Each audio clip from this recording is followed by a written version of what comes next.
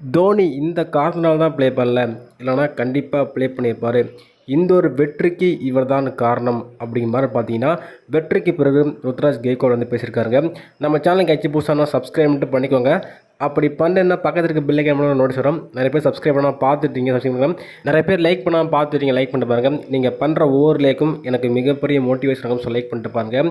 So இன்றைக்கி match பார்த்துருப்பீங்க, DC versus CSK. இந்த ஒரு போட்டி முக்கியமான போட்டி. ரெண்டு டீமுக்குமே யார் வெற்றி பெற போகிறா அப்படின்ட்டு பார்த்தீங்கன்னா நம்ம கூர்மையாக வாட்ச் பண்ணோம். ஏன்னா சிஎஸ்கே இந்த ஒரு போட்டி வெற்றி பெற்றால் கண்டிப்பாக பிளே ஆஃப்க்கு 100% வாய்ப்பு இருக்குது. அதனால் இந்த ஒரு போட்டியை எல்லா சிஎஸ்கே ஃபேன்ஸும் கூர்மையாக வெயிட் பண்ணிட்டு இருந்தோம். அதேமாரி இன்றைக்கி ஒரு மிகப்பெரிய வெற்றி கிடச்சிருக்கு. சிஎஸ்கே இஸ் பேக் அப்படிங்கிற மாதிரி இன்றைக்கி ஒரு தரமான கிரிக்கெட்டை ப்ளே பண்ணி இன்றைக்கி அபார வெற்றி வந்து பதிவு பண்ணிட்டாங்க. ஒட்டு மொத்தமாக நம்ம டிசி அணியை போட்டு நொறுக்கிட்டாங்க. ஒன்றுமே பண்ண முடியல. எப்படி மும்பையை அடிச்சுட்டு வந்தோமோ அதேமாரி டிசியை போட்டு ஒட்டு மொத்தமாக நொறுக்கிட்டாங்க. குறிப்பாக சிஎஸ்கே பேட்டிங்கோட பவுலிங் பார்த்தீங்கன்னா செம்மையாக வந்து பவுலிங் போகிறாங்க. சிஎஸ்கே அன்றைக்கி பார்த்தீங்கன்னா பேட்டிங் தான் ஸ்ட்ரென்த்துன்னு பார்த்தோம். ஆனால் இன்றைக்கின்னு இல்லை. ஸோ 2-3 மேட்சாகவே சிஎஸ்கே எனக்கு கை கொடுக்குறது பார்த்தா இந்த பவுலிங் தான். பவுலிங் மட்டும் சிஎஸ்கே கரெக்டாக போட்டாங்கன்னா பேட்டிங்கில் எப்படியாச்சும் சிஎஸ்கே வந்து தடுமாறியாச்சும் வந்து வெற்றி பெற்றாங்க. ஸோ இந்த போட்டி வெற்றிக்கு பிறகு ருத்ராஜ் கெய்க்வாட் பேசியிருக்காங்க.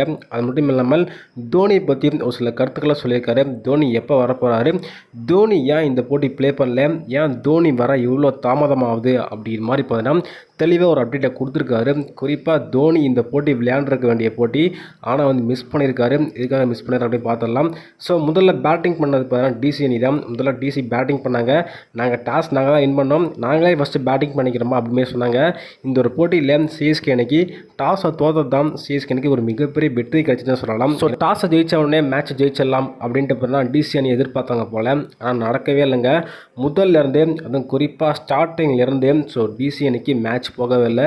சிஎஸ்கே அணி அவ்வளோ டாமினேஷன் பண்ணி தான் பண்ணியிருந்தாங்க. ஸோ ஒன்றுமே பண்ண முடியல. எங்கே போட்டாலும் அடி அப்படிங்கிற மாதிரி பார்த்தீங்கன்னா இன்றைக்கி சிஎஸ்கே பார்த்தீங்கன்னா பவுலிங்லேருந்து பேட்டிங் வரையும் செம்ம பர்ஃபெக்டாக வந்து ப்ளே பண்ணாங்க. குறிப்பாக பவுலிங் போட்டாங்க பாருங்கள். இன்றைக்கி பவர் பிளேயில் ஒட்டு மொத்தமாக வந்து க்ளோஸ் பண்ணிட்டாங்க. முதல் 6 ஓவரில் பார்த்தீங்கன்னா 37 மட்டுமே அடுக்கி விட்டாங்க. அந்த 2 விக்கெட் பார்த்தீங்கன்னா எடுத்துட்டாங்கன்னு சொல்லலாம். ஸோ 10 நிஷாங்கா மற்றும் கேஎல் ராகுல் விக்கெட் எடுத்துட்டாங்க. அங்கேயே மேட்ச் முடிஞ்சு போச்சுங்க. சீசன் ஃபுல்லாகவே அதுதான் கதையே வந்திருக்கு டிசியை பொறுத்தவரை. ஏன்னா முதல் 2 பேர் வந்து அவுட் ஆகிட்டா அதுக்கப்புறம் பெருசாக ரன்கள் அடிக்க மாட்டாங்க. பார்த்துருப்பீங்க நீங்களே. ஸோ 75 ரனுக்கு ஆல் அவுட் ஆனாங்க இல்லையா. அதுக்கப்புறம் ஸோ அதுலேருந்து பார்த்தீங்கன்னா முதல் 2 பேர் அடித்தாதான் அப்படிங்கிற மாதிரி இருக்குது. குறிப்பாக கேஎல் ராகுல் அடித்தா மட்டும்தான் டிசி அணி வெற்றி பெறுவாங்க அப்படிங்கிற மாதிரி இருக்குது. இன்றைக்கி முக்கியமாக கேஎல் ராகுல் விக்கெட் வந்து தூக்கியாச்சு. கேஎல் ராகுல் விக்கெட் போன வேண்டிய தெரிஞ்சு போச்சு. கண்டிப்பாக சிஎஸ்கே இன்றைக்கி ஒரு அபார வெற்றியை பதிவு பண்ண போகிறாங்க அப்படிங்கிற மாதிரி. ஏன்னா கேஎல் ராகுல் விக்கெட் எடுத்தாவே அங்கே யாருமே அடிக்க மாட்டாங்க அப்படின்ட்டு பார்த்தா நம்மளுக்கு தெரிஞ்சு போச்சு. அதனால் பார்த்தா கேஎல் ராகுல் விக்கெட் எடுத்த உடனே ஒட்டுமொத்தமாக சிஎஸ்கே ஃபேன்ஸ் ரொம்ப ஹாப்பி ஆகிட்டாங்க. அதன் பிறகு வந்த பேட்ஸ்மேனாச்சும் கொஞ்சமாச்சும் அடிப்பாங்க எதிர்பார்த்தோம். அதன் பிறகு வந்த பேட்ஸ்மேன் நிதிஷ் ராணா இருக்கட்டும், கருண் ராயகட் ஆகட்டும், கேப்டன் நம்மளோட அக்ஷர் பட்டேலாக இருக்கட்டும், யாருமே பெருசாக ரன்கள் எடுக்க முடியல. ஸோ ஸ்டார்ட் பண்ணி பண்ண அவுட் ஆனாங்க. பெருசாக ஸ்டார்ட் கிடச்சிது, இருந்தாலும் பெருசாக கன்வெர்ட் பண்ண முடியல. அதுக்கப்புறம் பார்த்தீங்கன்னா ஒரு சின்ன ஒரு பார்ட்னர்ஷிப் போட்டாங்க ஸ்டப்ஸ் மற்றும் நம்மளோட சமீர் ரெஸ்வி. நம்ம குதிரை பார்த்தீங்கன்னா சமீர் ரெஸ்வி இருக்கார் இல்லையா. இன்றைக்கி செம்மையாக ப்ளே பண்ணாருங்க. சிஎஸ்கே வந்து அங்கே போனார். இருந்தாலும் இன்றைக்கி சிஎஸ்கேக்கு எதிராக ஒரு நல்ல ஒரு நாக்கை ப்ளே பண்ணார். அவர் அடிச்சதுனால தான் இன்றைக்கி பார்த்தீங்கன்னா டிசி அணி 150 ரன் எட்டியிருந்தாங்க. ஸோ 40 ரன் பார்த்தீங்கன்னா அடிச்சிருப்பாரு, குயிக்காக அடிச்சிருப்பாருங்க. அதுக்கப்புறம் ஸ்டப்ஸ் பார்த்தீங்கன்னா ஒரு 38 ரன் அடிச்சிருப்பாரு. முக்கியமாக அவருக்கு ஒரு கேட்ச் பார்த்தீங்கன்னா ஒரு ட்ராப் பண்ணாங்க சொல்லலாம். அந்த கேட்சை மட்டும் பிடிச்சிருந்தா கண்டிப்பாக 20 ரன் ஸ்டார்டேஜ் பண்ணிக்கலாம். இருந்தாலும் பரவாயில்ல. சிஎஸ்கே கொஞ்சம் ஃபீல்டிங்கில் மோசமாக தான் ப்ளே பண்ணாங்க என்னையை பொறுத்தவரையும். இன்றைக்கி மட்டும் இல்லை, காலகாலமாக பார்த்தீங்கன்னா பண்ணிட்டு வராங்க. இந்த டோர்னமெண்ட்டை பொறுத்தவரையும், இந்த ஐபிஎல்லை பொறுத்தவரையும் சிஎஸ்கே ரொம்பவே மோசமாக வந்து ஃபீல்டிங் பண்ணாங்க. ஸோ அதனால் இன்றைக்கி பார்த்தீங்கன்னா ஃபீல்டிங்கில் சிவம் தூபே வந்து களம் இறக்கல. ஸோ வந்து இம்பாக்ட் பிளேயராக தான் வந்து களம் இறங்கியிருந்தார்.